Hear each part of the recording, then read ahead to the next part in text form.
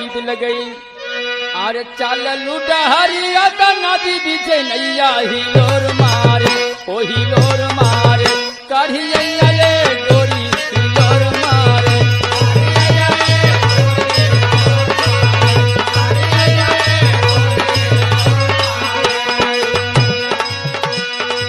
ये गीत का बोल बा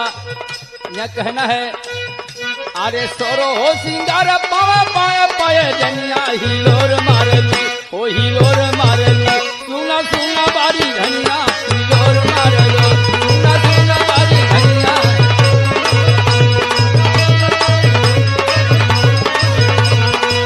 ये भैया भोजैया से भैया जोरवा कहा था कि सुबह में 4 बजे कहाँ जाती है भैया परदेश हुए पूरा रंग पुतले हूँ तो कहाँ जाती हूँ हाँ तो कहले का अरे सोरो हो सिंगार पदे पावा पाए जनिया हिलोर मारे ओ हिलोर मारे सुना सुना बारी धनिया हिलोर मारे सुना सुना बारी धनिया हिलोर मारे सुना सुना बारी धनिया हिलोर मारे ओ हिलोर मारे ओ हिलोर मारे सुना सुना बारी धनिया हिलोर मारे सुना सुना बारी धनिया हिलोर मारे